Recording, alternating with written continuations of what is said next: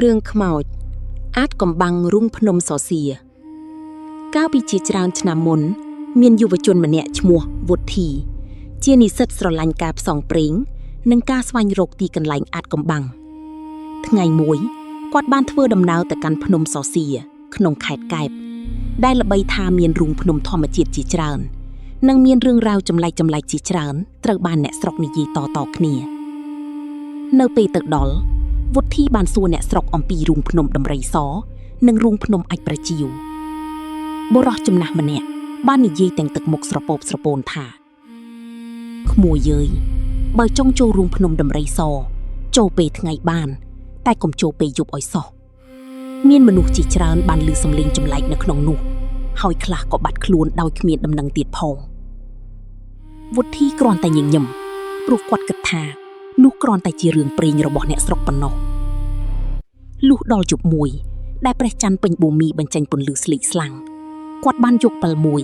ហើយសម្រេចចិត្តឡើងភ្នំតែម្នាក់ឯងខ្យល់ត្រជាក់បក់កាត់ដើមឈើបង្កើតសំឡេងស៊ូស៊ូ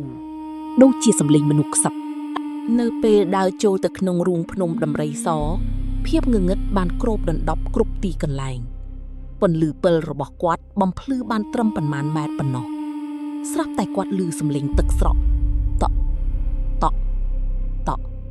ចេញពីជម្រៅរូងប្រហែលជាទឹកធម្មតាទេគាត់និយាយលួងចិត្តខ្លួនឯងប៉ុន្តែបន្តិចក្រោយមកគាត់បានឮសំឡេងស្ត្រីម្នាក់សើចខ្សោយវុធីឈប់ដើរភ្លាមបេះដូងរបស់គាត់ចាប់ដើមលូតញាប់គាត់បង្វែរពិលស្វែងរកប្រភពសំឡេងប៉ុន្តែមិនឃើញអ្វីទាំងអស់ពេលនោះស្រាប់តែមានស្រមោលខ្មៅមួយរត់កាត់ពីមុខគាត់យ៉ាងលឿនអ្នកណាគាត់ស្រែកសួរតែគ្មាននរណាឆ្លើយកាន់តែដើរចូលជ្រៅទៅសីតុណ្ហភាពក្នុងរូងកាន់តែត្រជាក់ខ្លាំងពិលនៅក្នុងដៃរបស់គាត់ចាប់ផ្ដើមភ្លឹបផ្លែតនៅជ្រុងមុខខាងនៃរូងគាត់បានឃើញស្ត្រីម្នាក់ស្លៀកសំពត់ពណ៌សអង្គុយបែរខ្នងឲ្យគាត់អ្នកមីងមកធ្វើអីនៅទីនេះវុធីសួរស្ត្រីនោះមិនឆ្លើយតបឡើយគាត់ដើរទៅជិតមួយជំហានពីរជំហាន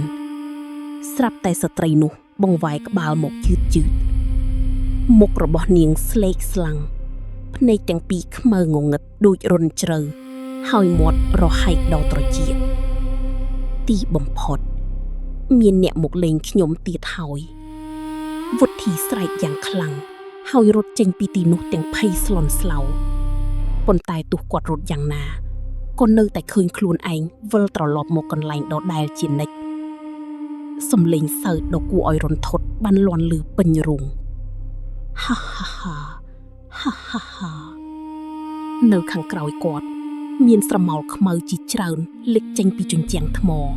ដើរយឺតសម្ដៅមករកគាត់វុធីដួលទៅលើដីទាំងញ័រខ្លួនគាត់បិទភ្នែកហើយសូត្រព្រះធម៌ដែលគាត់ចាប់ភ្លាមនោះសំឡេងទាំងអស់បានស្ងប់ស្ងាត់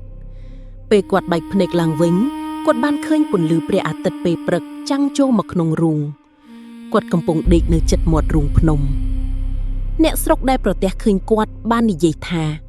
ពួកគេរកឃើញគាត់ស្លាប់នៅទីនោះតាំងពីព្រឹកព្រលឹមចាប់តាំងពីថ្ងៃនោះមកវុធីមិនដែលហ៊ានឡើងភ្នំសសៀពេលយប់ទៀតឡើយប៉ុន្តែអ្វីដែលគួរឲ្យខ្លាចជាងនេះគឺនៅលើកាមេរ៉ាដែលគាត់យកទៅថតនោះមានរូបស្ត្រីស្លៀកសអង្គុយនៅជ្រុងរូងភ្នំហើយនៅក្នុងរូបចុងក្រោយនាងកំពុងឈរនៅពីក្រោយខ្នងគាត់ត្រឹមមួយជំហានប៉ុណ្ណោះ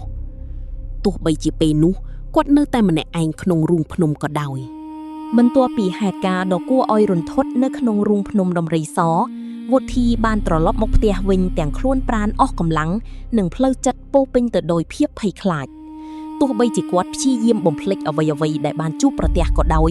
ក៏រូបភាពស្ត្រីស្លៀកសដែលមានមុខស្លេកស្លាំងនិងស្នាមញញឹមដ៏គួរឲ្យព្រឺព្រួតនៅតែតាមលងគាត់រាល់យប់រៀងរាល់ពាក់កណ្ដាលអាធ្រាត្រវុធីតែងតែភ្ញាក់ពីដំណេកដោយសារសុបិនអាក្រក់ក្នុងសុបិននោះគាត់ឃើញខ្លួនឯងឈរនៅមាត់រូងភ្នំសសៀម្ដងហើយម្ដងទៀតពីក្នុងភាពងងឹតមានសំឡេងស្ត្រីម្នាក់ហៅឈ្មោះគាត់យ៉ាងខ្សឹបវុធីមករកខ្ញុំវិញសំឡេងនោះស្ដាប់ទៅដូចជាឆ្ងាយណាស់ ប៉ុន្តែក៏ដូចជានៅចិត្តត្រជារបស់គាត់ផងដែរ3សប្តាហ៍ក្រោយមកវុធីបានសម្រេចចិត្តត្រឡប់ទៅភ្នំសសៀម្ដងទៀតលើកនេះគាត់មិនបានទៅម្នាក់ឯងទេគាត់បាននាំមិត្តភ័ក្តិ3នាក់ទៀតទៅជាមួយគឺរាមករានិងសុខាពួកគេចង់ដឹងថាតើអ្វីដែលវុធីបានឃើញនោះជាការពិតឬគ្រាន់តែជាការយល់ច្រឡំព្រោះភាពភ័យខ្លាចនៅពេលទៅដល់ជើងភ្នំពួកគេបានជួបតាចាស់ម្នាក់ដែលកំពុងអង្គុយក្រោមដើមពោធិ៍តាចាស់សម្លឹងមើលពួកគេមិនសន្ទុះមុននឹងនិយាយថាពួកឯងមករករឿងនៅរូងភ្នំមែនទេវុធីងាក់ក្បាលតាចាស់ដកដង្ហើមធំកាលពីជាង50ឆ្នាំមុនមាននារីម្នាក់បាត់ខ្លួននៅទីនោះគេថានាងបានចូលរូងភ្នំតែម្នាក់ឯងហើយមិនដែលត្រឡប់មកវិញទៀតទេមនុស្សជាច្រើនបានចេញទៅរកប៉ុន្តែរកមិនឃើញសូម្បីតែសាកសពចាប់តាំងពីពេលនោះមកអ្នកស្រុកតែងតែឮសំឡេងស្ត្រីយំនៅក្នុងរូងពេលយប់ពួកគេស្ដាប់ដោយភាពស្ងៀមស្ងាត់លុះដល់ម៉ោង 7:10 យប់ពួកគេបានចូលទៅក្នុងរូងភ្នំដំរីសខ្យល់ត្រជាក់បក់ចេញពីក្នុងរូងដូចជាដង្ហើមរបស់អ្វីមួយដែលកំពុងលាក់ខ្លួននៅទីនោះពេលដើរបានជ្រៅបន្តិចពិលរបស់សុខាស្រាប់តែរលត់ថ្មអស់ហើយឬមករាសួរអត់ទេខ្ញុំទៅដូរថ្មថ្មីមុនមកមិនទាន់ផុតពីមាត់ផងសំឡេងមួយបានលាន់ឮពីជម្រៅរូងជួយខ្ញុំផងគ្រប់គ្នាឈប់ដំណើរភ្លាមអ្នកណានិយាយរាស្រែកសួរគ្មាននរណាឆ្លើយប៉ុន្តែសំឡេងនោះបានលាន់ឮម្ដងទៀតជួយខ្ញុំផង